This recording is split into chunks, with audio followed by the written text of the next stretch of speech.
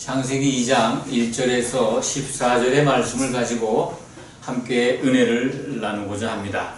창세기 1장의 이 엿새 동안의 내용은 처음 창조의 말씀이 아닙니다. 처음 창조, 태초에 하나님이 천지를 창조하시니라, 그 말씀 후에 지구에 어떤 상황이 있었고, 그리고 하나님께서 혼돈하고 공허한 지구를 회복하는 역사가 있게 됩니다. 그래서 그 회복하는 역사를 기록한 것이 첫째 날에서부터 여섯째 날까지의 역사입니다. 그러니까 창세기 1장에 등장하는 6일 동안의 역사는 처음 창조의 내용이 아니라 회복의 역사다. 그 회복의 역사 속에는 처음 창조 이후에 또 다른 창조가 세 가지 나옵니다. 그 창조도 있고, 그 다음에 시브리 말로 아사, 제조, 어떤 회복의 역사가 기록되어 있습니다. 오늘 2장에서는 그것을 2장 1절에는 그것을 이제 강조해서 확인하고 있죠. 천지, 하늘들과 만물이 다 이루어지니라. 그리고 이제 하나님께서 안식하신 내용이 등장합니다. 안식은 지난 시간에 말씀을 드렸습니다. 여섯째 날 모든 하시던 일을 마치고 안식하셨다. 일곱째 날에. 그러니까 그 안식하신 내용, 그 여섯째 날의 일을 보면은 사람이 창조되고, 그리고 같은 날 영이 있는 아담이 흙으로 빚어진다. 여기까지 말씀을 드렸습니다. 아담이 지구에 등장한 이후 하나님은 안식을 하셨다. 기억하시죠?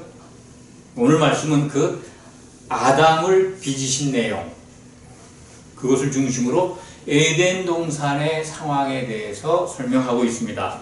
그러니까 2장 3절에 보면은 그 안식하신 내용이 나오는데, 그 내용이 우리말 성경은, 우리말 번역본은 좀 굉장히 어렵습니다. 어쨌든 창조와 제조하는 일을 모두 마치시고 일곱째 날에 안식하셨다. 그 말씀입니다. 그 안식은 아담을 모시고 하신 것이다. 이것이 굉장히 중요합니다. 왜 그러냐면, 우리가 성경 마지막까지 가본다면 하나님이 정말로 안식하시는, 안식이 우리에게 주어지는 하나님의 안식에 우리가 들어가는 것들을 이제 성경을 통해서 알 수가 있습니다. 그것은 바로 첫째 아담을 모시고 안식하신 하나님이 둘째 아담, 다시 오시는 예수 그리스도, 예수님이 우리에게 다시 나타나실 때 안식한다고 하는 것을 알 수가 있습니다. 그러니까 지금은 하나님은 졸지도 않고 주무시지도 않고 일하고 계십니다. 일곱째 날에 분명히 창세기에 등장하는 일곱째 날에 안식을 하셨는데, 그 후로 하나님은 계속 우리의 구원을 위해서, 또 하나님이 작정하신 그 뜻을 이루어 가시기 위해서 쉬지 않고 졸지도 주무시지도 않고 일하고 계시다.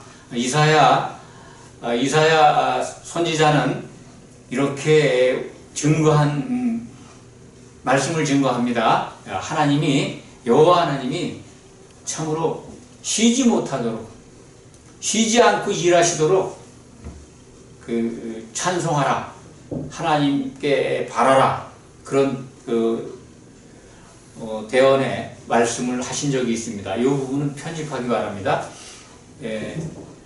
여호와 하나님, 하나님의 이름, 이루시는 하나님, 성취하는 하나님, 그 부분을 우리가 기억하시기 바랍니다. 그래서 창세기 1장에 나오는 여섯째 날에, 일곱째 날에 안식하신 2장이죠. 2장 3절 4절에 나오는 안식, 이 안식이 예수님이 오실 때 이루어진다, 다시 오셔야 한다 하는 것을 기억하시기 바랍니다. 그것을 위해서 쉬지 않고 일하시는 여호와, 반드시 성취하는 하나님, 이루시는 하나님을 기억하면서 오늘 말씀 같이 은혜를 나누고 싶습니다. 4절에 보면 이것이 천지가 창조된 때의 내력이다, 그렇게 되어 있는데, 이 창조된 때의 내력이다, 이 부분을 우리가 2장 1절 4절까지의 내용이 1장 내용에 대한 전체적인 어떤 정리입니다. 5절부터는 이제 지구 전체에 대한 상황이 아니라 에덴 동산의 국지적인 상황이다라는 것을 기억하시기 바랍니다. 왜 그러냐면 5절에 보면은 비를 내리지 않았다, 그래서 들에는 초목이 없다 하는 말을 통해서 이것은 에덴 동산에 관한 상황이라는 것을 우리가 알 수가 있습니다. 왜 그러냐면 창세기 1장 셋째 날에 이미 초목이 나오죠. 땅에서 나옵니다. 씨 가진 채소와 씨 가진 열매 맺는 나무가 자라는 걸 보시고, 나온 걸 보시고 하나님이 좋았더라 하십니다. 하나님이 좋았다 하셨는데 그와 맞지 않는 2장 5절에 초목이 아직 없다, 밭에는 채소가 나지 아니하였다 하는 것, 또 안개만 올라와 온 지면을 적셨더라. 이것은 1장과 상충되는 말씀이지 않습니까? 그렇기 때문에 이미 지구에는 초목이 자라고 있었는데 하나님은 아담을 두실 에덴 동산을 창설하시고 거기 아직 사람이 없습니다. 그 공간에는 사람이 없고 또 초목도 없었다 하는 것을 일러주는 겁니다. 그러니까 2장 5절 6절의 상황은 창세기 1장의 상황과 다르다. 전체 지구 상황이 아닌 에덴 동산에 국한된 이야기다라고 이해하시면 맞을 겁니다. 하나님은 이제 6째 날 상황입니다. 아담을 흙으로 빚으시는 상황을 설명하고 에덴 동산의 상황을 우리에게 알려주시는 그 말씀이다 하는 것을 아시기 바랍니다. 에덴 동산을 만드시고 이제 아담을 흙으로 빚으시고 사람을 에덴 동산 안에 두십니다. 거기에 이제 아직 설명이 되어 있지만은 경작할 사람이 없었다. 경작할 아담이 없었던 거죠. 그 땅을 경작할 사람이 없었다. 그리고 초목도 없었다. 그런데 이제 9절에 가면 여호와 하나님이 그 땅에서 보기 아름답고 먹기에 좋은 나무가 나게 하시고 이제 생명나무죠. 선악을 알게 하는 나무도 있더라 라고 우리에게 설명을 해주고 있습니다. 이 에덴 동산을 우리가 이제 이해하는데 성경의 그 마지막 부분 계시록 새 예루살렘 안에 내용을 먼저 들여다볼 필요가 있습니다. 효과적이고 또 성경을 이해하는데 굉장히 이해에 도움이 됩니다. 왜냐하면 이 에덴은 장차 나타날 새 예루살렘의 그림자다, 이렇게 이해하시면 성경을 보는 어떤 시각이 넓어지고 굉장히 하나님의 뜻을 올바로 아는 데 도움이 됩니다. 구약에 나타나 있는 여러 가지 모습들이 장차 나타날 실체의 그림자다, 이렇게 이해하시면 아주 성경이 재미있기도 하고 또 하나님의 뜻을 올바로 아는 데 아주 도움이 됩니다. 에덴 동산에 지금 생명나무가 배치됩니다. 중앙에. 그런데 새 예루살렘 성경 마지막 장에 보면 새 예루살렘 안에 생명나무가 있습니다. 나타납니다. 근데 이 창세기에 등장한 생명나무는 언제 없어집니까? 혹시 아십니까? 노아의 홍수 때 없어지는 걸로 보시면 됩니다. 물로 덮여가지고 없어져 버리죠. 에덴 동산 자체도 그냥 없어져 버립니다. 그리고 선악을 알게 하는 나무는 그 목적이 있었기 때문에 창세기에는 등장하지만 새 예루살렘에는 필요가 없습니다. 다 이기는 자들이 들어간 하나님의 상속자들, 그리고 하나님의 백성된 사람들만 들어가는 새 예루살렘 안에는 그 선악을 아는 지식의 나무는 이제 필요가 없는 거죠.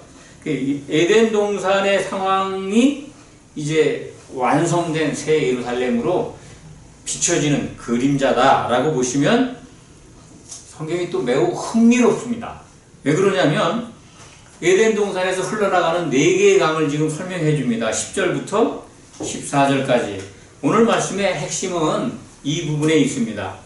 이 새 예루살렘을 생각하신다면 새 예루살렘이 완성되기까지 사람들이 어떻게 하나님의 그 뜻과 목적에 따라 변해야 되는지, 또 이렇게 부름받은 성도들이 어떠한 태도와 모습으로 신앙생활을 해야 되는지, 그 믿음의 결국이 무엇인지를 알게 됩니다. 에덴 동산 강에 가장 우리가 주의해야 될 강은 비손강이죠. 첫째 강, 금이 있는 하윌라. 그 땅의 금은 정금이고 그곳에는 베델리엄과 호마노도 있다. 이 비손 강가에 있는 금과 베델리엄과 그리고 호마노, 이것들이 무슨 어떤 건축을 위한 자재로 등장하고 있습니다. 결국 성경의 마지막 계시록에 가면은 새 예루살렘 성을 이루는 건축 재료들입니다. 이것들이 그냥 우연히 창세기 2장 10절에 그냥 에덴에서 발원하는 강과 그 강 주변에 널려져 있는 뭐 보석들을 설명한 그런 그냥 지나가는 얘기가 아닙니다. 하나님의 의도를 분명하게 우리가 눈치채고 알 수가 있는 기록이라는 것입니다. 아담은 우리가 알다시피 흙, 토지라고 그러죠. 원래 뭐 이제 여긴 땅이라고 그러는데 그 토지의 티끌로 빚어진 것입니다. 원문을 보면 그렇습니다. 아담을 그 땅의 티끌로 빚으십니다. 그러니까 사람의 육체가 티끌인 걸 알게 합니다. 우리 몸이 티끌이라는 겁니다. 원재료가.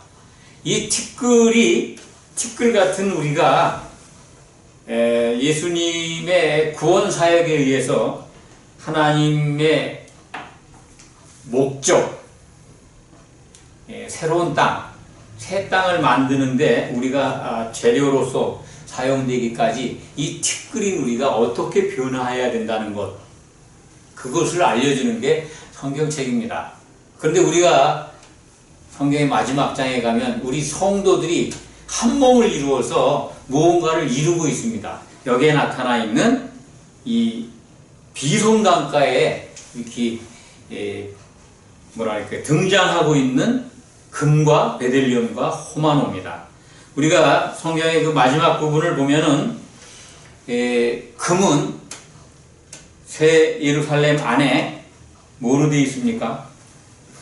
성 안에 길이 금으로, 정금으로 이렇게 포장되어 있다고 할까? 하여튼 구성되어 있습니다. 하나님의 속성을 나타내는 금, 하나님의 임재, 하나님을 상징하는 그 금이 새 예루살렘 성 안에 있습니다. 하나님이 함께 하시는 것임을 알 수가 있죠. 그리고 베델리엄은 식물성 진주라고 합니다. 진주는 희생이 필요합니다. 식물성이건 동물성이건 상처가 났을 때 생기는 것이 베델리엄입니다. 이제 식물성 진주. 그 나무에 상처가 나면은 베델리엄이라는 진주가 생기는 나무가 있는 것 같습니다. 이 진주라고 하는 것, 희생, 상처와 희생을 우리가 어디를 통해서 할 수 있습니까? 예수님의 십자가를 통해서 할 수가 있습니다. 이 베델리엄이 상징하는 것, 바로 예수 그리스도, 어린 양의 피입니다. 그것이 진주인데 새 예루살렘 성의 12문의 재료가 진주입니다. 예루살렘 성을 들어가기 위해서는 예수 그리스도의 피가 필요하다는 걸 알 수가 있습니다. 이 그리스도로 상징되는 이 진주가 예루살렘 성의 구성 재료입니다. 12문의 재료죠. 그리고 여러 가지 보석, 12보석이 등장하는데 호마노가 바로 그 보석의 대표죠. 이 성도들은 벽옥이라고 하는 하나의 통벽옥, 푸른 벽옥을 어떤 분은 그 다이아몬드라고 설명을 하더라고요. 가장 단단한, 가장 강도가 강한, 변하지 않는 다이아몬드. 이 흙의 티끌로 만들어진 이 아담의 후손들, 우리 사람들이 성도가 되어서 한 몸을 이루어서 변해된 모습이 벽옥으로 예루살렘 성 곽을 이루고 있습니다. 그러니까 새 예루살렘 성을 이루고 있는 성도들의 모습을 발견할 수가 있습니다. 성경 마지막에 가면 그것을 우리가 확인하게 됩니다. 그러니까 창세기 2장 12절에 비송강가에 등장했던 금과 베델리엄과 호마노, 이것들은 장차 하나님께서 반드시 이루시겠다고 약속한 새 예루살렘, 새 땅이죠. 그리고 우리가 그곳에 등장하게 되는 놀라운 영광을 창세기를 통해서 발견하게 됩니다. 완성된 새 예루살렘 성은 우리에게 보여주셨습니다. 성경은 정말 모든 것을 알게 하고 우리가 구원을 이뤄가는데 충분한 모든 어떤 그 증거들을 보여주고 있습니다. 부족한 게 없습니다. 성경을 통해서 우리가 하나님의 뜻을 다 알 수가 있습니다. 그것이 부족하다면 하나님은 다른 방법으로 더 자세하게 말씀하셨을 것입니다. 그런데 그 하나님의 뜻과 하나님의 어떤 그 우리를 향한 배려, 그 자상하신 아버지가 자식들에게 주시는 어떤 이 기준과 설명, 이런 것들을 무시하고 하나님의 모든 뜻과 하나님의 계획을 성경으로는 부족하다, 그래서 새로운 예언을 받아야 된다든지 아니면 또한 뭐 어떤 대리자를 통해서 하나님의 어떤 이 말씀을 더 받아야 된다든지 하는 기독교 내에도 그런 종파들이 있습니다. 참 위험합니다. 그렇지 않습니다. 하나님은 성경 66권으로 우리에게 충분하고도 넘치도록 하나님의 의도와 하나님의 뜻을 알도록 우리에게 진리를, 말씀을 주셨습니다. 그래서 우리가 이 성경만 제대로 본다면 창세기에 나타난, 특별히 창세기서부터 본다면 창세기에 나타난 여러 가지들이 하나님의 목적사항을 이루어가는데 다 의미가 있게 분석이 되고 마지막에 가서는 그것을 우리가 이 성경을 통해서 확인하게 됩니다. 기온 강가에 이렇게 금으로 또 진주로 그리고 보석으로 나타나 있던 이 건축 재료들이 과정에서는 뭐 이렇게 교회가 건축되어야 된다고 하는 내용들이 신약 성경에 있었습니다만 성도들로 인해서 교회가 세워져야 된다는 그런 말씀이 있습니다만 계시록에 가서는 구체적으로 성도들이 예루살렘 성곽을 한 몸을 이루어서 이루고 있습니다. 하나의 통벽옥으로 예루살렘 성벽을 이루고 있습니다.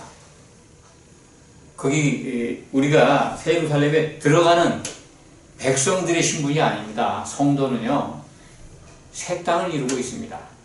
다시 말씀드리지만 아담은 티끌로 지어진 사람이었지만 이기는 자가 되는 성도는 보석으로 변모해서, 이 보석이라고 얘기하니까 이해를 못하는 분들도 있더라고요. 우리들의 영광스러운 변모된 모습을 우리가 알기 쉽도록 설명한 겁니다.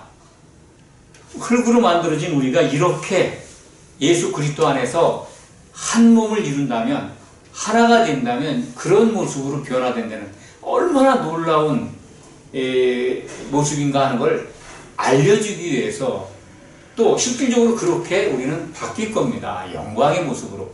지금 이 썩는 몸이 아니라 성경이 말씀하잖아요. 썩지 않을 것으로 그 영광의 몸으로 바뀐다고요. 그런데 우리 개별적으로 몸이 바뀌는 것뿐만 아니라 그리스도 안에서 교회를 이룬 성도가 된 우리들은 정말 예수님이 겟세마네 동산에서 기도한 것처럼 한 몸을 이루고 하나가 된다면 예루살렘 성을 이루게 된다는 겁니다. 그것이 바로 뭐라고 그럽니까? 어린 양의 신부입니다. 어린 양의 신부로 우리 성도들이 하나가 돼서 한 신부로 단장돼서 하늘에서 내려오게 되는 것. 그것이 뭐냐면 새 땅이고 새 예루살렘이고 그리고 성도들이 이룬 그리스도의 몸입니다. 이것이 창세기 2장에 등장하는 기온강가에 있는 그 금과 진주와 이 보석들이 새 땅을 이루고 있다는 것을 우리는 창세기를 통해서 알게 되고 또 성경 끝에가 등장되어 있는 설명되어 있는 계시록을 통해서 확인하게 되는 겁니다. 얼마나 하나님은 자세하게 성도가 되면 이룰 영광을 그 모습을 정말 컬러풀하게 설명해 주고 있습니까? 무엇이 더 필요합니까? 이것을 안다면 우리들의 믿음 생활은 정말 건강해질 겁니다.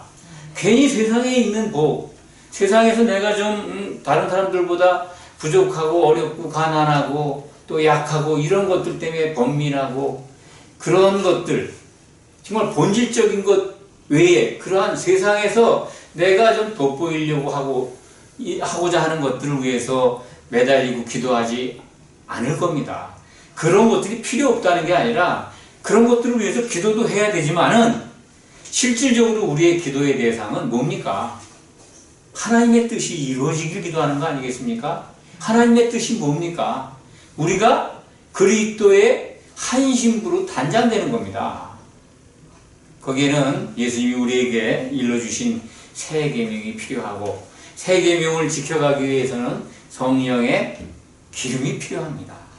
우리가 그러니까 믿음 생활에서 바라봐야 되고 반드시 우리에게 임하기를 간절히 사모하는 것은 우리에게 성령의 충만함이 우리가 성령의 기름을 잘 준비해서 서로 사랑함으로 한 몸을 이뤄가는 것 그것을 바라야 합니다. 그것이 우리 믿음 생활의 궁극적인 목적입니다. 그것이 우리에게 이 땅에서 이루어진다면 염려하지 마십시오. 세상에서 무시를 당하고 멸시를 당해도 그거는 그 시대에 우리 인생 가운데 주어진 겁니다. 그 감사함으로 받을 수가 있습니다. 우리가 범사에 감사한다는 말을 잘 마음속에 새겨야 합니다. 범사에 감사한다는 그 말씀이 정말 내게 유익하고 내게 필요한 걸 주셨을 때 그게 아닙니다.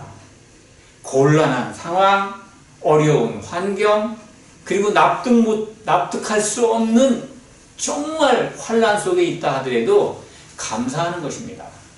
왜? 우리의 주인이 누굽니까? 우리 주님이 우리의 주인 아닙니까? 그런데 우리는 성도라고 하면서 주여 주여 하면서 주님을 주인 대접 안 하죠. 내가 살아있는 겁니다. 하나님을 주인 대접하고 우리 주님을 주인 대접할 때 내게 다가오는 모든 환경에 대해 감사할 수 있습니다. 내게 유익하고 좋은 복 주시면 감사하고 나쁜 거 나타나고 굉장히 예기치 않은 상황이 오거나 그러면 원망하고 불평하고 그게 아닙니다.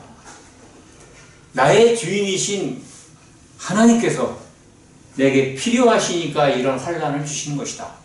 내가 지금 당하는 곤란한 어떤 환경이 있을 때 진짜 범사에 감사한다면 그런 마음으로 그것을 받아들일 겁니다.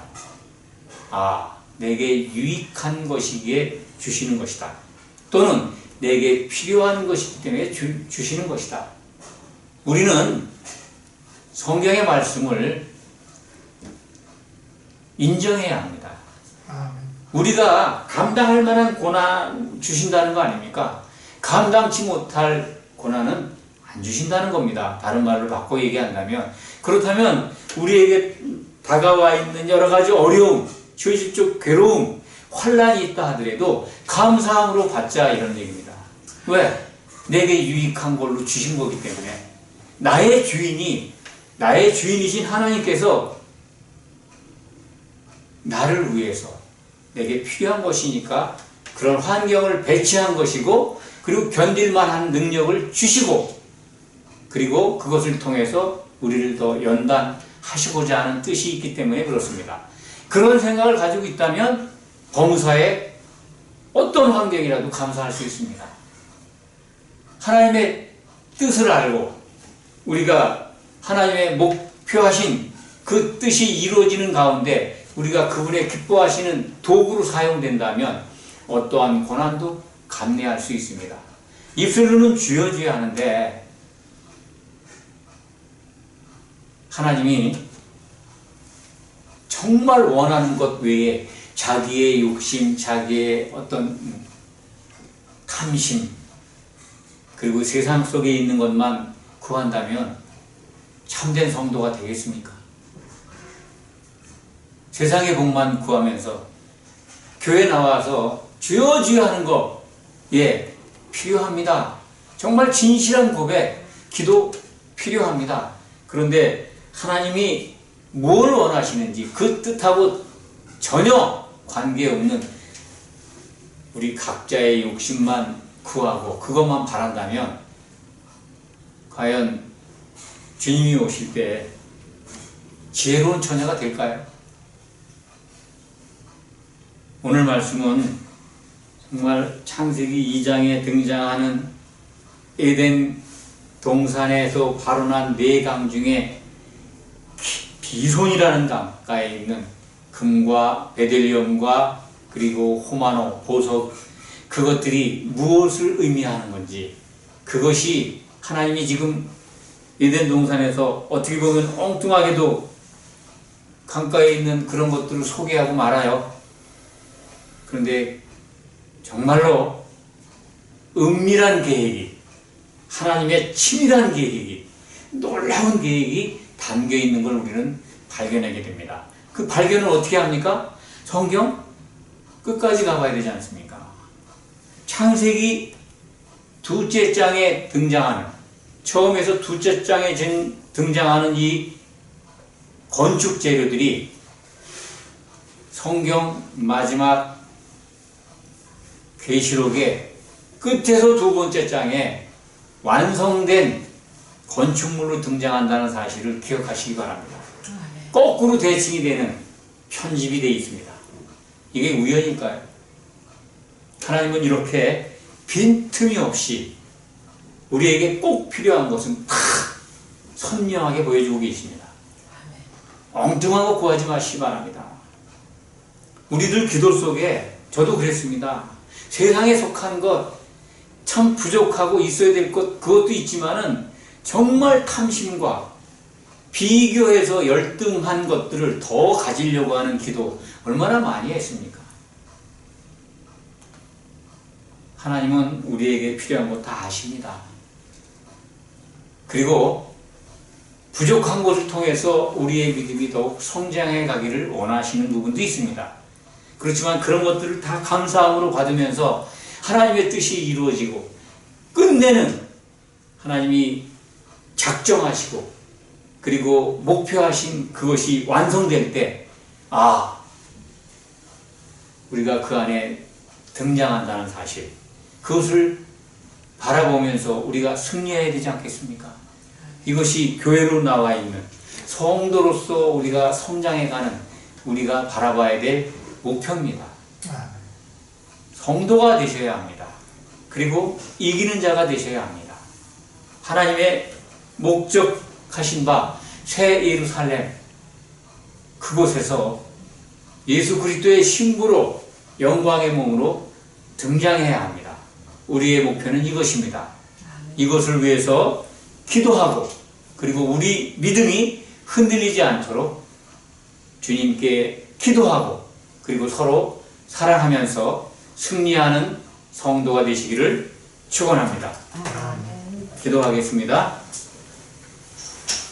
아버지 하나님 감사합니다. 참으로 감사합니다. 비손 강가에 등장한 건축 재료들, 흙인 우리 몸들이 놀라운 보석으로 바뀌는 것을 확인합니다.